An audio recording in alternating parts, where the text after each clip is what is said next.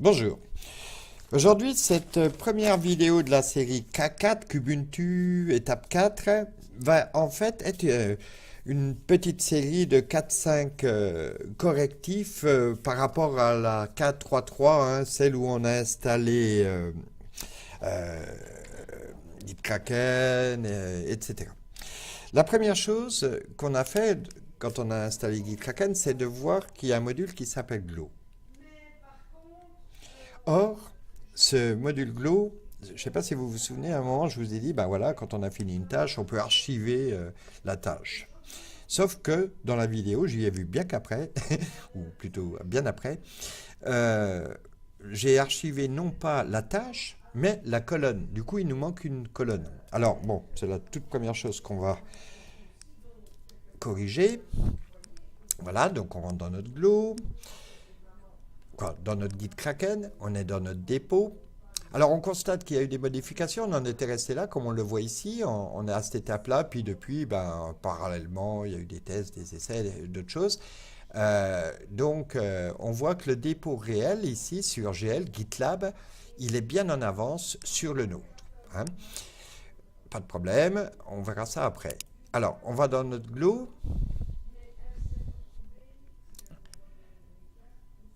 Et ici, effectivement, on voit qu'on n'a plus la colonne, on a la colonne à faire ou celle en cours. Alors, on va dans le petit engrenage qui est là, Archived, et là, on voit bien les tâches qu'on a archivées. Le Visual Studio Code, on l'a bien mis, on a installé GitLab, tout va bien, la vie est belle. Mais par contre, et puis installé GitKraken, tout ça, ça a été fait, nickel, c'est normal que ça soit en archive. Par contre, dans les colonnes, puisqu'on peut même archiver les colonnes, on a notre colonne en cours.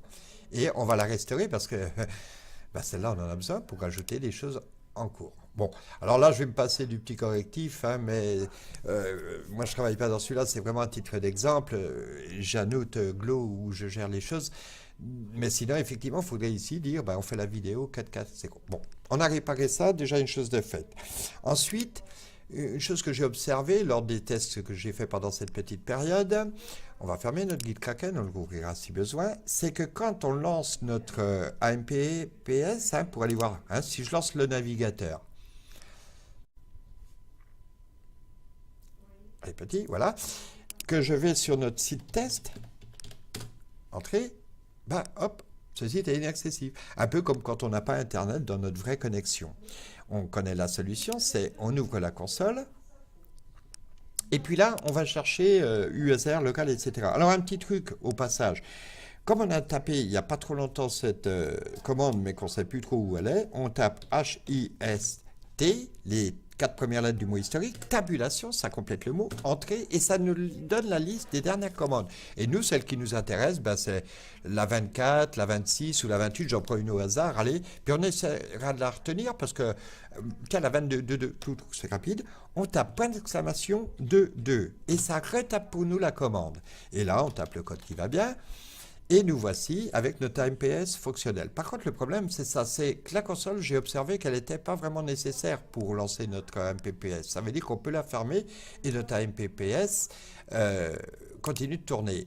Mais quand on la ferme, on a cette fenêtre qui apparaît pour vous demander, comme c'est une chose qu'on fait assez fréquemment, inutile qu'il nous demande, hein, quand on ferme notre console, on veut que ça la ferme sans qu'il demande confirmation, donc on ferme la fenêtre. Voilà, on n'a plus de commande et on a notre AMPPS qui apparaît ici, c'est un peu gênant, plus il occupe une place dans notre barre des tâches, inutile, on sait qu'il tourne, on sait qu'on est en PHP 7, on avait fait tout ça dans les vidéos précédentes, nickel, on reclique ici, ça fait disparaître cette barre-là qui disait qu'il tourne, mais néanmoins, si on veut vraiment aller dedans, il est ici, un clic-clic et ça le rallume. Cette fois, quand notre AMPPS s'y tourne, notre serveur local, eh bien, hop, on a notre page site test qui fonctionne. Bien, donc voilà pour cette deuxième correction, hein, juste la fenêtre de fermeture, la confirmation de la fermeture de notre console. On va dans notre petit éditeur préféré maintenant, en tout cas pour le code. Le préféré pour la config, on le sait, c'est Sublime Text. On fait en sorte qu'on exploite à peu près, alors je rappelle, hein, c'est la touche Windows du clavier plus flèche à gauche pour mettre notre éditeur complètement à gauche, puis après, boum, on vient adapter pour qu'on ait un écran bien partagé. Si on n'a qu'un écran, ça permet néanmoins de bien fonctionner. Souvenons-nous, on a notre Go Live, hein, qu'on a mis en place, ce qui veut dire que Ce qui veut dire que le voilà, ça y est, que quand on clique sur Go Live là en bas, il start, il démarre, il nous ouvre automatiquement un onglet ici, mais nous on s'en moque un peu de cet onglet, on va le fermer. Et notre site là, hein, si je rajoute ici 1, 2, 3, automatiquement, boum, 1, 2, 3 apparaît ici. Si je vais dans le petit script PHP, puis que je lui dis 2 plus 3, ça fait 2 plus 30, je ne touche à rien d'autre, ça s'enregistre tout seul, et j'ai bien 2 plus 30, ça fait bien 32. Bien sûr, notre opération est plus juste, on verra que justement, on l'a corrigé. Alors, pour la corriger, on va dans notre dépôt. On connaît le maître des maîtres, c'est Gitkraken. Mais dans notre petit Visual Code, on a une Git. Sauf qu'une Git, mauvaise surprise. On avait vu l'autre fois, puis j'étais passé un peu vite là-dessus. Mais que voilà, voilà, il y a un gros message d'erreur qui apparaît. Alors, quand on regarde bien ce message, il nous dit qu'il a un problème avec ce fichier-là. Si ici, je fais locate, ce qui veut dire trouve-moi ce fichier-là, lib crypto, j'aurais pu le sélectionner. Ça, c'est parce qu'on est dans une console, mon PC n'est pas de dernière génération. Locate crypto, alors crypto.so.1.0.0, boum boum. Locate lib crypto, j'ai dû faire une erreur. Lib crypto, où est l'erreur? .so.1.0.0 lib crypto. Je ne vois pas mon erreur. Bien joué. Et c'est pourtant bien une erreur. Hein. Bon, on va essayer de faire la lib. Ah, non, mais bien sûr. Je ne dis pas où. Il faut chercher dans tout. Voilà. Là, on en trouve plein. Donc, on va lib crypto.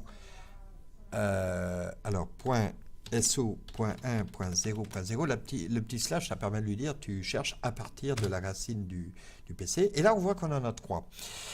Celui-là, c'est normal, c'est celui du système à ne pas toucher. Celui-là, c'est celui du système par rapport à nous en tant qu'utilisateurs.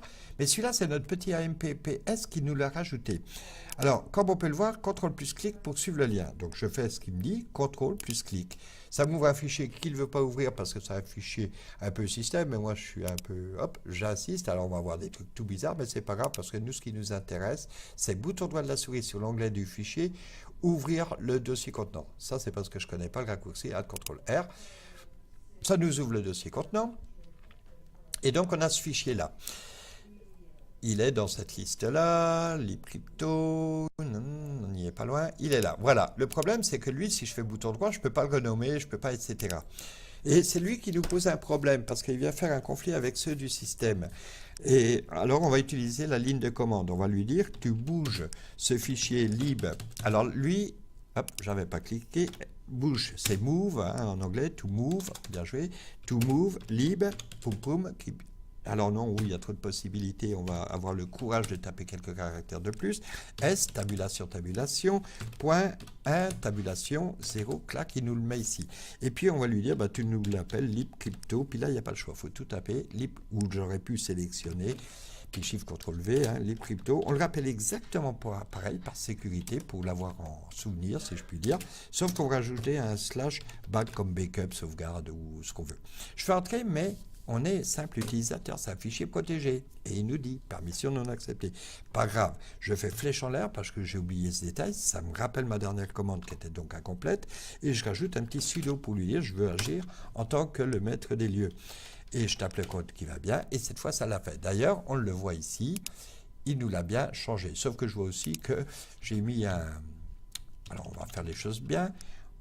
On va lui mettre un point ici, et puis du coup, attention, parce qu'il ne s'appelle plus comme ça, il s'appelle comme ça. On va corriger la faute qu'on a fait. Back. Voilà. Impossible. libcrypto so11 back. libcrypto so11 back. J'ai dû me tromper. Ah bah oui, parce que justement, comme on s'était trompé, on a un point d'interrogation ici. Voilà. Toujours pas. libcrypto, point d'interrogation. so1. 0.0 back. Où me tromperais-je? Et sinon, bah, on va faire le bourrin, on va réécrire complètement. J'ai bien joué. On revient. Voilà. Voilà, on prend l'espace, on revient ici. Alors, si je lui donne que lib, il me dit qu'il y a plein de possibilités. Je dis non parce que je ne les veux pas. Je rajoute CR. Parce que, ah ben voilà, c'est parce qu'on a des libcrypt. Bon, pas grave, nous, on sait que c'est celui-là. Et puis, et ben voilà. Ah, fallait échapper, vous voyez, fallait échapper le point d'interrogation, qui a effectivement un caractère qui peut servir à faire d'autres manips. Bon, toujours est-il qu'on a rappelé, qu'on a renommé correctement notre fichier. J'ai observé, en poussant un peu plus loin les manips qu'on devrait faire plus tard, qu'il y a un autre cas similaire à ce problème-là, et qui s'appelle lib. En fait, on peut l'observer ici. Hein. Vous savez qu'on a SSH en console. SSH-V pour avoir la dernière version. Donc, tout va bien. Et SSL-V pour avoir la dernière version du SSL. OpenSSL. OpenSSL-V ou version. Version, ça suffit. Voilà, donc on a la 1, 2. Bon, bref, toujours est-il que ici, on va renommer. Alors, je supprime tout ça.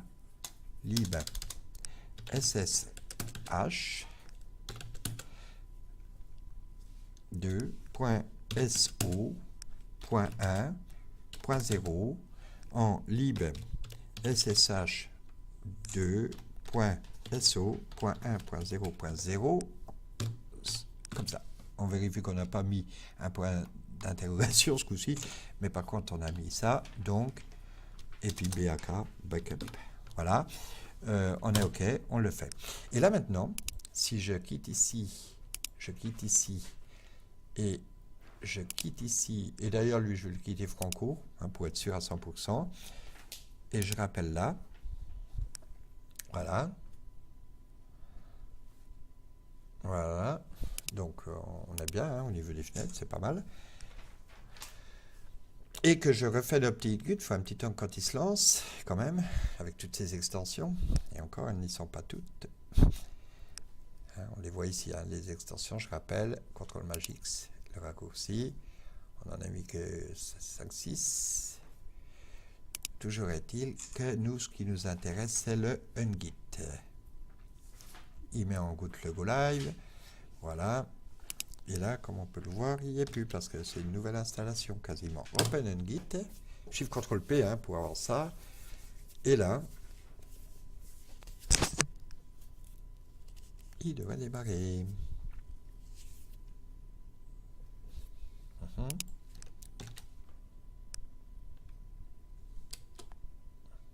Ah voilà, starting ungit. Voilà. Ungit, c'est test. Alors moi, je n'ai pas besoin d'avoir deux fenêtres, une seule, ça va me suffire. Voilà. Et cette fois, si tout va bien, on observe qu'on a encore un message d'erreur, mais c'est plus le même. Il ne nous parle plus de ce lib 1.0.0. Ça nous dit qu'on n'a pas les droits pour aller dans le dépôt. Alors, comment qu'on fait ça? Il nous faut ce qu'on appelle une clé SSH. Vous savez ce que Gitkraken fait d'un simple clic? Ici, on n'a pas le choix. On est sur Ubuntu, même si c'est Kubuntu la version, puis on veut une clé qui est en anglais SSH. How to setup SSH, je prends le premier lien qui vient, je lis même pas, juste je survole un peu, c'est une vieille version, mais ça bouge pas tant que ça, les commandes. On a ici SSH Kgen. Bon. C'était pas si dur que ça, CTRL-C, hein, génère une clé, Shift CTRL-V dans la console, SSH Kgen, boum. Il nous demande des choses, mais on fait entrer une phrase, entrer. Il nous donne un code. Et là, donc, on a ce qu'on appelle une clé SSH. C'est bien beau. Si je ferme mon ungit et Shift CTRL P pour relancer le ungit, je relance mon ungit, je vois que ça ne change rien. C'est-à-dire que j'ai toujours ce message d'erreur. La solution, c'est d'aller dans notre GitLab, dans notre compte GitLab.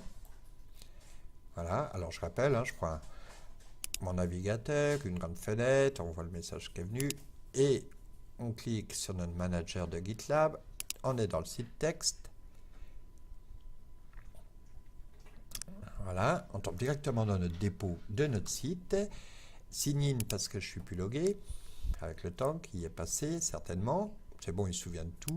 Je vais lui rappeler qu'il faut qu'il continue, qu'il se souvienne. Je rentre dans mon compte en tant que membre. Et d'ici, je vais sur mon profil, en haut à droite, là, Settings, paramètres en français, et c'est donc bien en français, on avait fait ce qu'il fallait pour. Et là, je vois clé SSH. Et en effet, ici, il y aura no SSH key, pas de problème. On va dans notre navigateur, on va dans dossier personnel. Ici, on voit qu'on voit pas les dossiers secrets. Alors, le raccourci, c'est la touche Alt et le point du pavé numérique. SSH, je rentre dedans, et là, on a ID RSA pub. Je fais ouvrir avec, moi, je vais bien l'ouvrir avec notre outil qui va bien là de développement, Visual Studio Code. J'aurais pu mémoriser l'association pour qu'il m'ouvre toujours avec ça. Et là, on a un truc qui semble à rallonge parce qu'on a un ascenseur horizontal, ici, vous voyez. Donc, on fait, je rappelle, Alt et la touche Z pour voir tout d'un seul coup. On sélectionne ce pavé-là et on veille bien de ne pas avoir d'espace à la fin ni au début. Normalement, on n'en a pas au début. CTRL-C, je le mets en mémoire. Je reviens dans ma fenêtre où j'ai mon GitLab d'ouvert. Et là, il y a un cancade. Je colle. J'ajoute la clé. Peu importe le nom, même si ce nom est déjà pris, ce n'est pas un problème du tout. Voilà, ça travaille un petit peu. Je ferme, j'ai plus besoin de mon dépôt. Je ferme, j'ai plus besoin de cet onglet non plus. Et là, je ferme. Et je relance. Alors, je referme. J'aimerais bien que le mot Ungit, il arrive là en bas. Ça, on ferme, on n'en a plus besoin. On garde notre petite test. Ça, par contre, bah oui. Si on veut faire des manips dedans. Et on va en faire une petite pour finir cette petite série de correctifs. Voilà, hein, 2 plus 3 égale 5. Ok, jusque-là, ça va. On attend un petit peu. Les extensions se chargent ici. Ça vérifie s'il n'y a pas de mise à jour, mais donc, a priori, il n'y en a pas. Voilà, là, ça nous dit qu'il y a un changement. Qu'est-ce que c'est déjà? Eh bien, on clique là, et on voit très précisément ce qu'il considère comme étant un changement. Oui, on a rajouté un 2, 3 tout à l'heure qui apparaissent ici en vrai, hein, juste pour dire qu'on était en réel et que ça synchronisait bien tout seul, nickel, tout va bien. La vie est belle. Mon mot Ungit ne revient pas. Bon, je suppose qu'il va revenir. Ou alors, je vais faire Ungit ici, Ungit tab. Je vais relancer le Ungit tab. Voilà. Peut-être que lui, il fera en sorte qu'il reviendra, sinon il reviendra au bout d'un moment, je crois. Et j'ouvre Ungit. Et là, cette fois, si on ne s'est pas trompé, nulle part,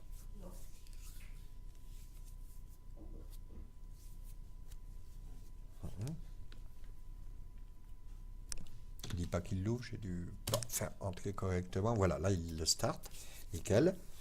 Voilà, toujours pareil, il a la fâcheuse habitude de vouloir me le mettre sur le côté, là. Voilà, on a une guide qui arrive. Alors, on va dire Enable fait donc des stats. Hein, et là, on voit qu'on n'a plus de message d'erreur. Donc, la bonne nouvelle. Alors, tiens, on va jouer. Là, on a fait une modification. On sait qu'elle n'est pas importante, notre modification. On voit ici qu'on est dans le dépôt dev, qui est confirmé. Le dev, vous voyez, il est encore en blanc. C'est une autre façon de guider de Gitkraken, mais si vous débutez dans le Git, c'est une excellente façon. Elle est très visuelle. Vous allez voir, je vais rajouter ici, je ne vais pas travailler dans ma vraie branche dev, je vais rajouter une branche que moi j'ai pour habitude d'appeler UU, c'est quelque chose de ponctuel, provisoire, juste pour des petits tests. Donc on l'a créé ici, vous voyez, avec le petit plus. Sauf que j'ai pas... Voilà, il faut bien cliquer sur branche. Voilà, elle est ici. Alors, elle existe en local. On va rentrer dedans avec checkout. Et là, vous voyez, on est dans la branche UU qui est pour l'instant exactement la même que la dev, d'accord? Mais sauf qu'on a un commit à faire dans notre U. Donc, on va le faire. Hein. Alors là, on va dire, j'ai ajouté add 1, 2, 3 pour test. Pour test. Voilà, je commit. Et vous voyez que c'est très visuel. On voit bien que c'est notre tout dernier truc qui a été fait. Et il y a quelques few secondes ago, il y a quelques secondes. Par contre, elle est en local et uniquement en local. On a notre 1, 2, 3. Regardez, ici, on a notre 1, 2, 3. Et dans notre version dev, on le sait maintenant qu'en retard, il n'y a pas ce 1, 2, 3. Si je clique ici et je lui fais checkout, j'ai rien d'autre à faire. Peut-être, voilà. Et là, il n'y a plus les 1, 2, 3. Je remonte, je reclique ici et je refais checkout sur la branche UU. Et là, de nouveau, j'actualise, pardon, et on a notre 1, 2, 3. Par contre, en réel, j'entends en réel notre dépôt, ici. Notre dépôt GitLab, c'est test. Il n'a pas connaissance de cette branche U. Preuve en est que si on va dedans, grâce à notre petit raccourci ici, alors on va ôter ce truc-là, puis on va même le supprimer, il n'est vraiment pas fidèle, j'ai observé. Et bien là, vous voyez, on n'a que dev et master. Ok, pas de problème. Sur un Git, qui est interne à notre Visual Studio Code, on a juste à cliquer dessus et dire push. Maintenant qu'on a mis notre clé SSH, ça va faire le travail sans message d'erreur. En effet, on voit un truc qui est apparu ici. Si j'actualise la fenêtre de notre réel dépôt qui est dans GitLab, eh bien, si je regarde au niveau des branches, on a la master, on a la dev, mais on a aussi la U, que si je clique dedans, eh bien, on voit que la dernière mise à jour, voilà, alors bon, on ne voit pas bien parce que c'est pas en grand, je vais agrandir, voilà, voilà, il y a 1 minute, on a ajouté un 2, 3 pour test. Que dans GitLab aussi, hein, je rappelle, on clique simplement sur le lien du commit et on a carrément d'un côté ce qu'on avait, de l'autre côté ce qu'on a maintenant. Alors tout ça c'est pour des tests, mais vous voyez, ça marche merveilleusement bien et c'est très très visuel. Maintenant, comme c'était vraiment pour des tests, on va revenir dans notre jambe dev. Ici, on clique sur dev, puis checkout. C'est vraiment une façon de s'amuser et on va supprimer ces UU, c'était vraiment pour l'exemple. Delete. Yes. Donc là, on efface le dépôt distant. Si on tourne dans GitLab, on actualise, et ben on verra qu'il n'y ait plus le UU. Et on supprime le dépôt local UU. Checkout. Non, pas checkout, on ne pourra pas le supprimer. On ne peut pas couper. Hein. Regardez si je fais... il n'y a pas le bouton delete parce qu'on ne peut pas couper la branche sur laquelle on est. Hein. Donc je reviens dans la dev, j'aurais pas dû quitter la dev. Et par contre ici, boum, ça en rouge là, hein, derrière, on a delete. Vous voyez, c'est vraiment très très visuel hein, avec le... Et d'ailleurs, qu'est-ce qu'on voit comme c'est visuel? Eh bien, on voit que notre dépôt dev, il est là, alors que le dépôt sur GitLab, il est là. Ça veut dire qu'il y a comme un petit décalage. Donc, je sélectionne le GitLab dev, checkout, ben oui, il y a eu des choses de faites entre-temps. Voilà. Et si j'actualise ma page, ben voilà, on a un nouveau code. On a un nouveau code. Si je fais CTRL F5 ici, voilà, ça actualise le cache du navigateur également. Et on voit la toute dernière version. Et en effet, si on revient ici, on voit que maintenant on a un CSS qui est un peu plus structuré. Il y a un bloc mon titre, voilà. Et on a surtout, au niveau de l'index, avant ça incluait le fichier page.php, je crois. Si j'ai le doute, pas grave, hein, regardez en bas, on est dans Dev. Sans retourner dans l'onglet Ungit, on pourrait hein, retourner dans l'onglet Ungit. Voilà. Voilà où on en est. Et puis on était là par là, ici on était. Regardez, si je retourne dans le master, checkout, regardez ici, on a add. Et ben hop, ça redevient page. On a l'ancienne version. Et derrière, si j'actualise ici, on a aussi l'ancienne version là, bien sûr. Donc je reviens sur Dev, je checkout. Donc là, on a la nouvelle version, qui est un petit peu plus jolie, je trouve. Puis surtout que le page.php s'appelle calcul.php. Il y a une autre modification non négligeable à ce niveau-là. C'est que tout a été mis sous forme de variable, une petite fonction, etc. Par exemple, elle dit 1 plus 2 égale 3, ce qui est fondamentalement juste. Mais si je rajoute juste un 0, je ne touche à rien, excepté que, comme j'ai rebooté tout à l'heure mon Visual Code, il faut relancer ça, c'est pour ça qu'on n'avait plus les actualisations. Voilà, cette fois j'ai bien 10 plus 2 et tout reste vrai. À la fois ce qu'on nous affiche comme étant l'opération fournie et puis à la fois bien évidemment le résultat. Hein. 10 plus 20, ça doit faire une trentaine. Je mets juste un 0, je touche à rien. On a bien sur la droite 10 plus 20 égale une trentaine. Je remets comme c'était, c'est pas la peine de faire un commit pour changer ça. Je vois que j'ai encore une modification par rapport à mon origine. Qu'est-ce que c'est? C'est dans ce fichier-là. Je vois pas trop la modification. Ah maintenant ça y est, c'est parti. En fait, il n'y a pas de modification, on est bien revenu à l'état d'origine. Donc voilà comment on passe d'une version à l'autre. Et pour revenir sur notre Ungit, on est dans le dev, nouvelle présentation, on sait que l'opération, on appelle ça factorisée. Si je reviens ici, checkout dans le master, voilà, regardez, directement, on a le visuel sur la version dans laquelle on est. Là, je suis dans la master, qui est en retard pour l'instant. Checkout, la toute dernière version, j'ai que ça à faire. Un clic et checkout. Voilà, on est dans la dev, cette nouvelle version. Alors, un petit truc, donc on voit que notre master, elle est bien à la rue, à la fois en vrai et à la fois... en vrai, j'entends sur GitLab et à la fois dans notre dépôt local. Donc, sur Ungit, j'ai juste à la sélectionner et faire Move. Et donc, notre master se met à niveau. Et pour la mettre à niveau aussi dans le dépôt, j'ai juste à faire un push, Git push. Donc, vous voyez, Ungit, il a l'avantage d'être vraiment très très simple. Par contre, sur les gros projets, il rame un peu et c'est la raison pour laquelle notre outil de prédilection, c'est véritablement GitKraken. Je reviens sur la master, checkout master, donc ici en bas à gauche, ça va devenir master, voilà. Et on voit bien qu'on n'a strictement aucune différence. Voilà. Donc voilà, amusez-vous avec ça, jouez autant que vous voulez, que ce soit dans le dépôt de notre ami... membre C57, puisque vous pouvez jouer dans le même dépôt que celui dans lequel on joue ici, en allant sur GitLab, voilà l'URL complète, hein, voilà, on peut jouer tous ensemble ici, membre C57, vous l'avez vu en live, et bien si ne serait-ce que vous tapez ça, vous allez arriver là, et je pense que ça dira, ben, lui il a un dépôt, voilà, il a un dépôt, ça c'est pas le sien, mais son dépôt, il est là. Et donc, vous pouvez cliquer dessus, le forquer pour ensuite vous l'approprier et vous amuser dedans, proposer des modifications. C'est en français, hein, ajouter un journal de modifs, faire ce qu'on veut. Si je regarde les commits, on voit les derniers commits qui ont été réalisés sur le site, renommer page en add. Bah oui, page.php, ça dit pas grand-chose. Add.php, on se doute que ça additionne. Et si on clique là-dessus, eh ben, on voit bien qu'effectivement, c'est exactement ça. Hein, la page est devenue add, tout simplement. Bon, ben voilà, quoi. Voilà, donc c'est tout pour cette petite vidéo dont l'objectif était principalement d'être un correctif de la précédente. Et je dirais à tout à l'heure pour... en route pour de nouvelles aventures. On va voir des choses formidables qui seront orientées co-coding, le coding ensemble.